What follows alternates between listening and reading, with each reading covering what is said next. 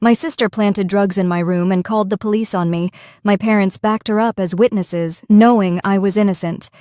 Just take the blame, they told me. But then my lawyer showed them this. My mom went completely pale. My dad couldn't speak. It didn't feel like the day my life fell apart. There was no music, no pit in my stomach, no sudden chill down the back of my neck like people always describe when something awful's about to happen. It was just a regular Tuesday, the kind that starts out boring and stays boring until, all of a sudden, it doesn't. If I'd known what was coming, that by dinner I'd be in handcuffs, with my parents politely nodding while I got arrested in my own hallway, I probably wouldn't have worn socks with holes in them. But I didn't know. Not until the knock. There were two of them, one tall, one built like a gym teacher who forgot how to smile, both in uniform, calm, practiced. Claire Reynolds?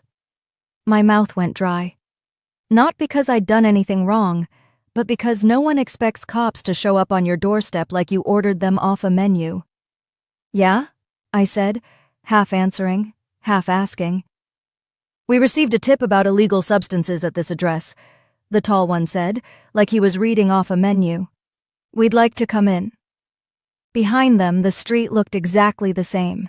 Same mailbox, same tree, same neighbor's dog peeking through the fence, but everything felt tilted, just a little.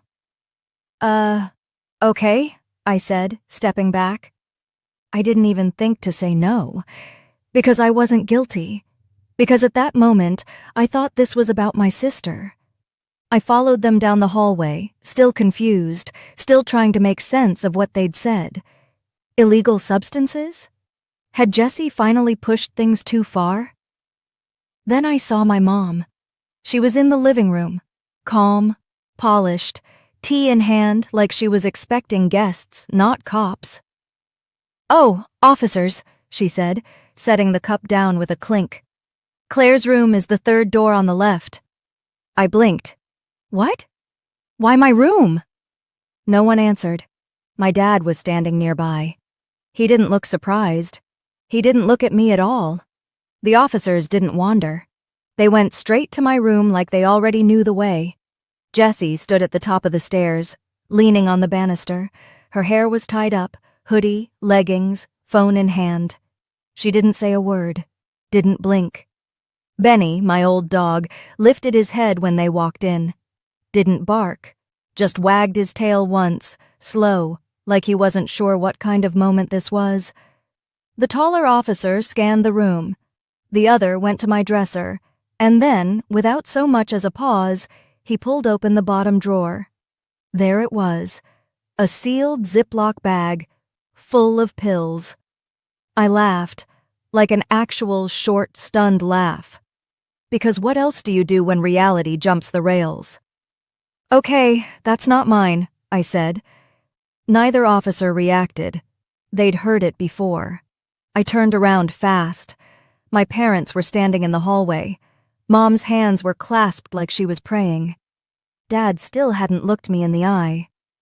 Tell them, I said, louder now. You know that's not mine.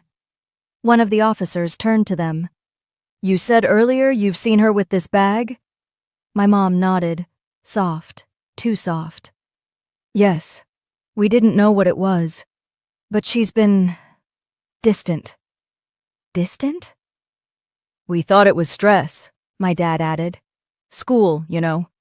But she's been spending a lot of time alone, acting erratic.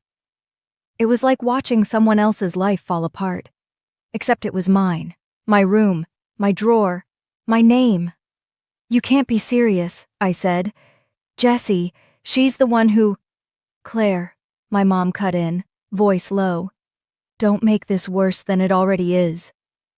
They cuffed me in the hallway. Benny stood up, unsure, and whined. One of the officers told him to stay back. Jessie hadn't moved. She just watched. Her eyes followed me all the way out the front door. No smile. No remorse, just blank, like I was already gone.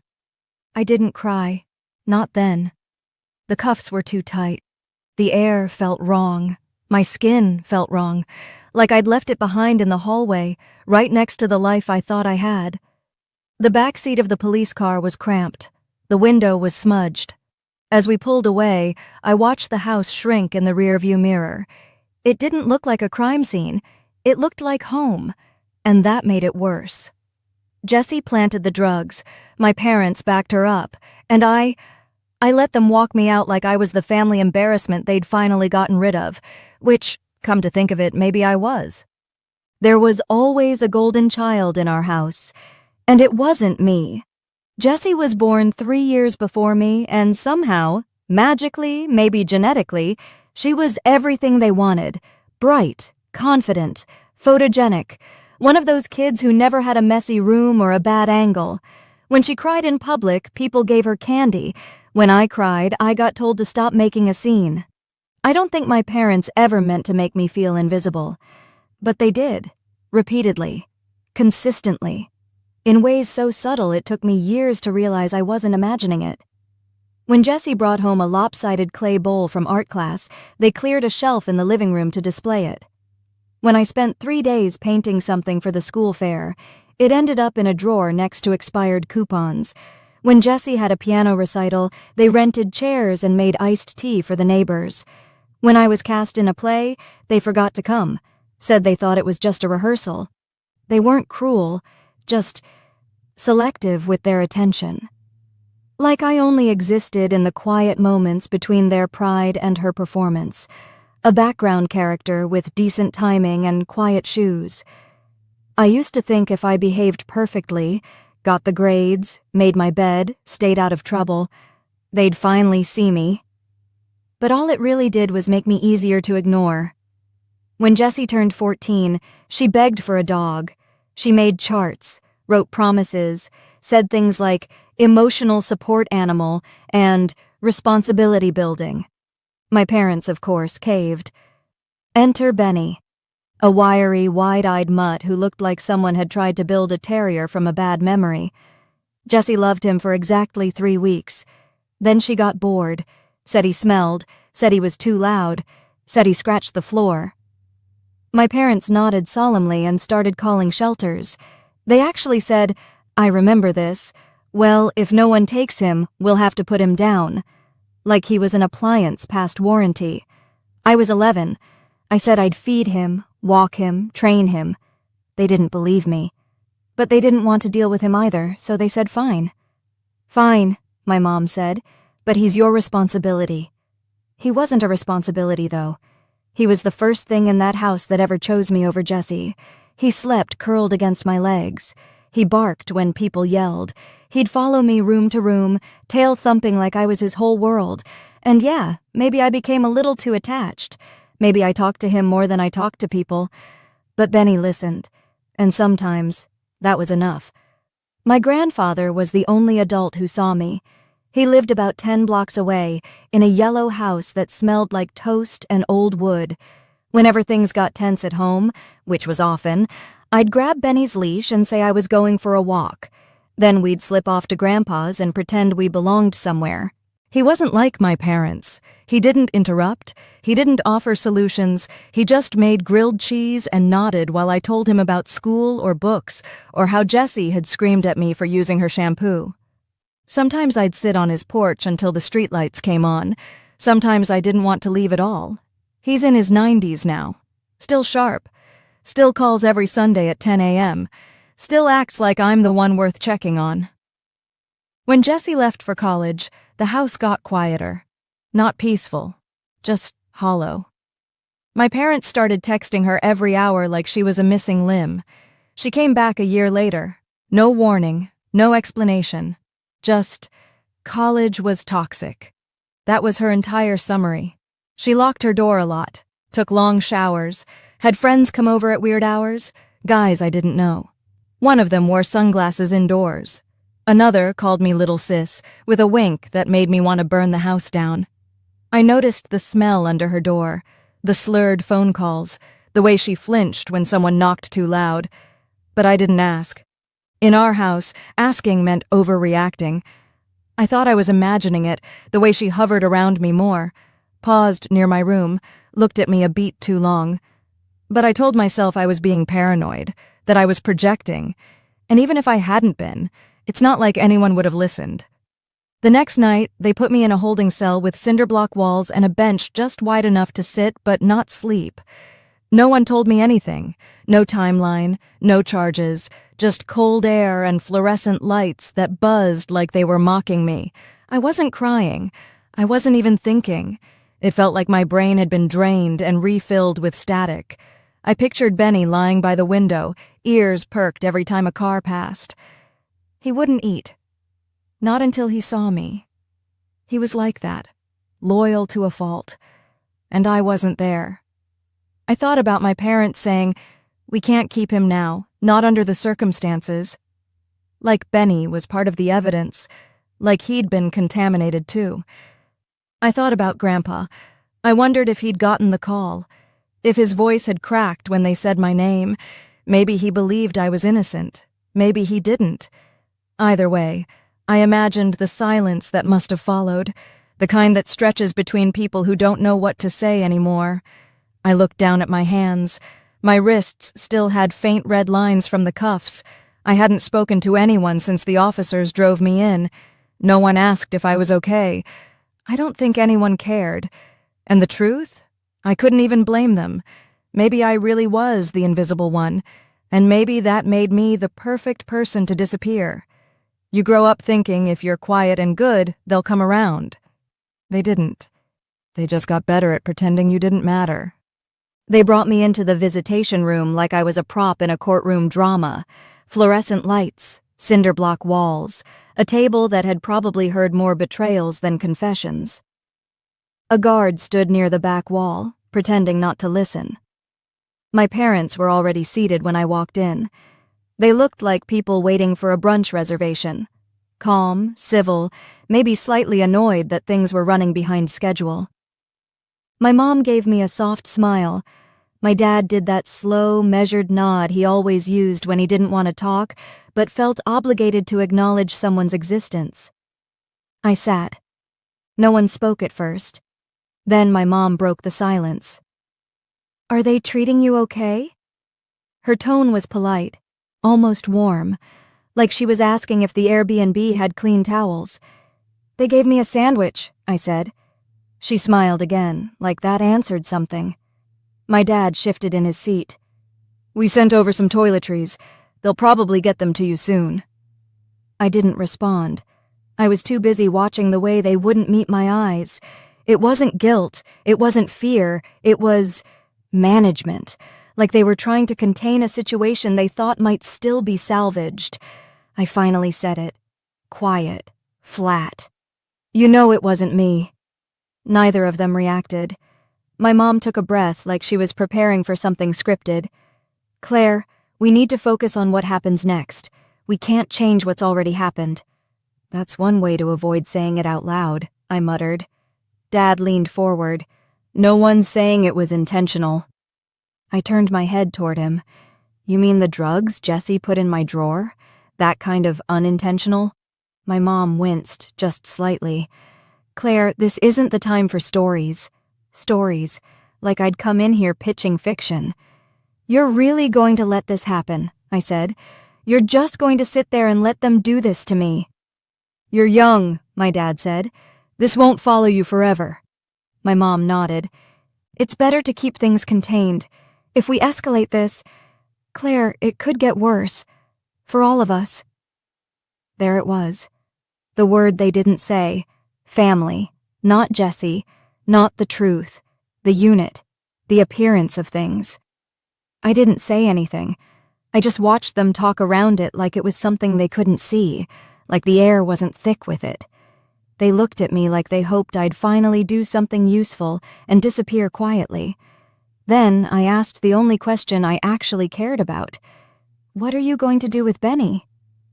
They blinked. My dad was the first to answer. "He's fine." Then after a pause, "But he's old. You're not coming home anytime soon." My mom's tone softened. Too much, like she was trying to cushion a blow she knew I couldn't stop. It's not fair to leave him wondering. He doesn't understand what's happening. You're not putting him down. I didn't raise my voice, didn't move, just said it like a fact. She looked at me with that gentle, awful pity I hated more than her anger. We'll do what's best. I sat back. I didn't say another word. Because what was the point? They weren't here to check on me. They were here to hand me the script and to tell me, without saying it, that they were already halfway through the second act. They stood up to leave. My mom lingered for a moment and said it like a closing line. We found someone to represent you. A lawyer. Her name's Emily. She's very capable. Capable of what? They didn't wait for an answer. They left. I met the lawyer the next morning. Emily looked like she had something to prove and a schedule to keep. Probably my parents assumed that made her cheap, or too inexperienced to push back. She had a blazer too big for her shoulders and a spiral notebook instead of a laptop. She didn't smile when she sat down. Claire, she said, reading my name off a file.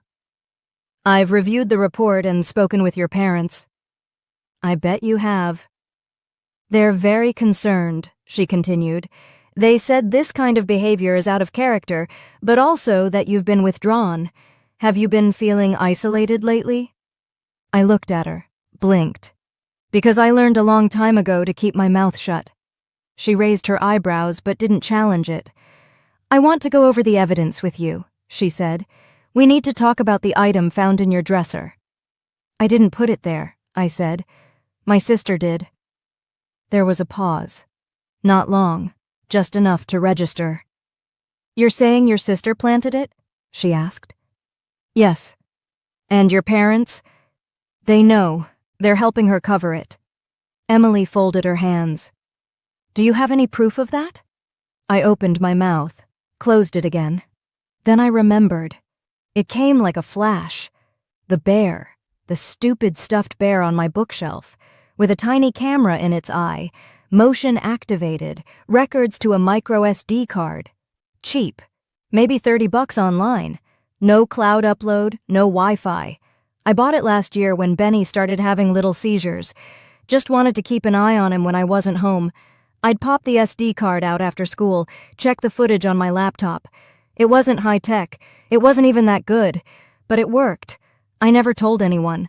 Not because I was hiding it, but because no one cared about Benny except me. And if they knew I had a camera in my room, I'd never hear the end of it. But it faced the dresser, full view of the room. And if Jessie went in there while I was gone, it might have caught her. My pulse jumped, but I kept my face still. Because if I told Emily now, and she told my parents, that footage might not exist by the time anyone checked. I needed to get to it first. They gave me one phone call. I used it. My best friend picked up on the second ring. Hey, I said. I need a favor. Urgent. She asked if I was okay. I said no. There's a teddy bear on my bookshelf, I said. The one with the red bow. Inside is a camera. It records everything. I need you to go to my house, get Benny, and take the bear with you. Today. Don't ask questions. Just go. A pause. Then, okay, I'm on it. I'm serious, I said. Don't tell anyone. Don't leave it there. She said she wouldn't. I hung up and exhaled for the first time in what felt like days. I didn't know what the footage would show. I didn't know if the card still worked. But it was something. A thread I could grab onto. The only thing in this whole nightmare that might still be mine to pull. They thought I'd go down quietly. They forgot who they raised. I didn't know if the camera had been on, or if the card had filled up, or if Jessie had somehow found it first and erased everything, or if the bear had just sat there blinking at nothing like it always did.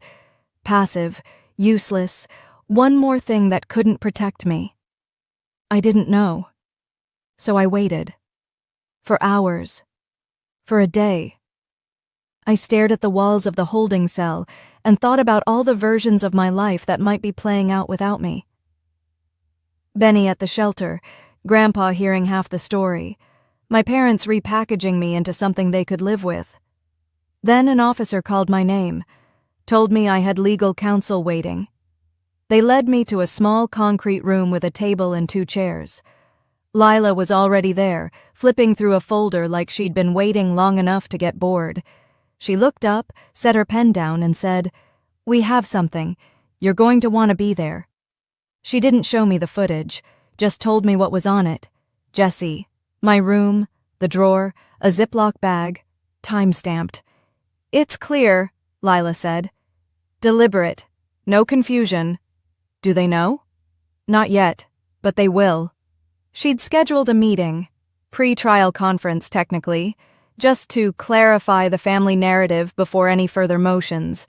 Very professional, very neutral. My parents agreed to it.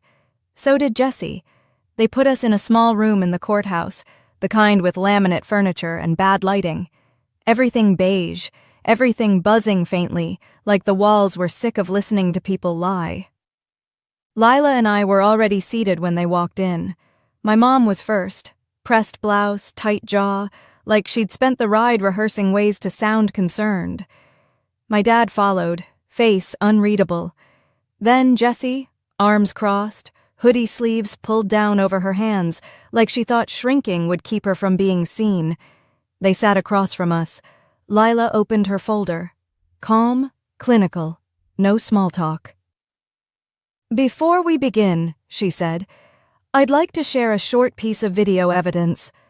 She turned the laptop toward them, clicked play. Jessie, on video, walked into my room like she belonged there. No hesitation, just nerves. She glanced around, paused at the doorway, and then crossed to the dresser. She pulled a Ziploc bag from her sleeve, opened the bottom drawer, slid it inside. She didn't touch anything else, didn't even look guilty. Then she left. Timestamp. 1 day before the arrest.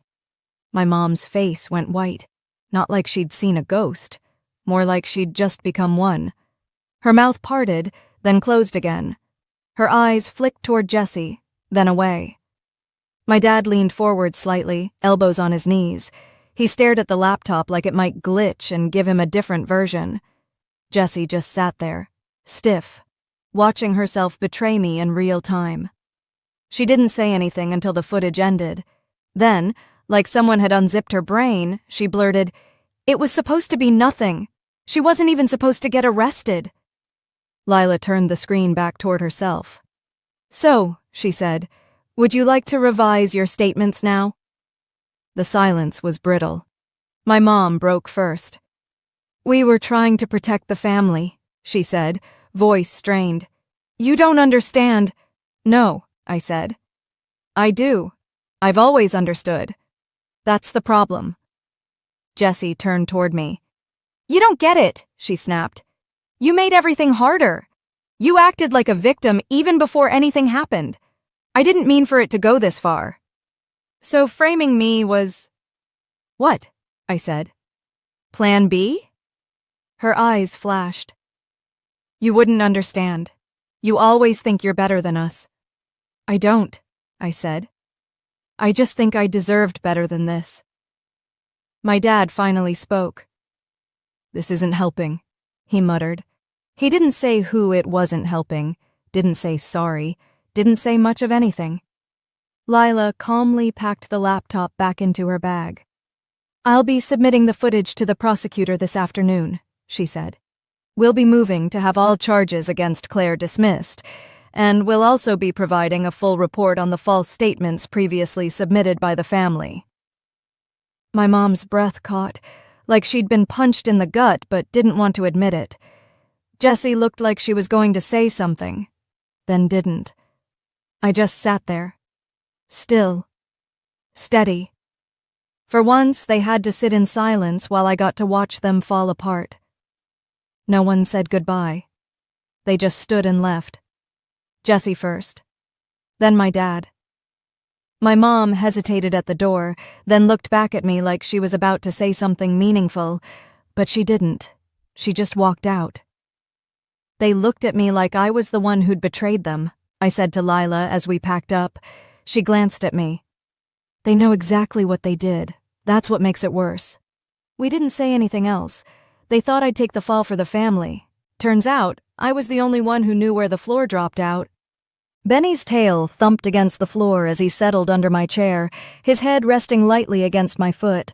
He was older now, slower than he'd been even a month ago, but he was safe, clean, fed, still mine. I was at Grandpa's house, the yellow one with the uneven front steps and the fridge that hummed too loud. He handed me a glass of water and sat across from me like we were about to talk about the weather. But he didn't ask how I was. He didn't have to. Instead, he said, "I told them, that I was planning to leave everything to you." I blinked. "You... what?" He shrugged. "Couple weeks before they had you arrested. I figured they'd hear it eventually, might as well come from me. You're the only one in the family who shows up when nothing's in it for you. I thought that was obvious." I stared at him. "You never told me." "Didn't think I had to," he said. "Apparently, I did." He leaned forward. 3 weeks after that, your mom calls me, says you've been arrested, drug dealing, says I should rethink my will. They both did. Your dad, too. Said they were trying to protect the family legacy. I almost dropped the phone. My hands tightened on the glass. "Did you believe them?" He looked me in the eye. "No. But I didn't argue either. I called a lawyer." He got up, opened a drawer, and handed me a manila folder. Thick, labeled. "I didn't change the will," he said. "I got rid of it. It's a trust now. Living, irrevocable. Already signed, already filed. You'll hear from the attorney next week." I didn't know what to say. "You mean, it's mine? Already?" He smiled. "It's yours. No one can touch it. They can't rewrite this one." Under the table, Benny nudged my leg like he knew. Like he'd been waiting for this part, too. They tried to erase me to protect their future. Turns out, I already had one without them. The sentencing came 3 weeks later. Jessie pled guilty to 2 felonies: possession with intent to distribute, conspiracy to falsely report a crime. She took a deal. 3 years in state prison, minimum of 2 before parole eligibility. She's serving time in a women's facility upstate. She broke during questioning, told them it wasn't her idea, told them it was about the inheritance, told them my parents said I'd be fine, that I'd get probation, at most. She cried in court. It didn't help. My parents were convicted of obstruction of justice, false reporting, conspiracy to commit perjury, no plea deals, 18 months each, county jail, followed by 2 years supervised probation. They lost a lot more than time. Friends, reputation, each other. They've stopped speaking, according to the lawyer. Turns out the truth wasn't what broke them. It was turning on each other that finally did it. I still live with the echo of it. I still think about what might have happened if I hadn't remembered the bear, if I hadn't made that call, if I'd stayed quiet, like they were counting on. They almost took everything, my name, my future, even the people I loved, almost. But they didn't. Do you think I did the right thing? Did I go too far? Or not far enough? Let me know in the comments, and if you haven't already, don't forget to like and subscribe.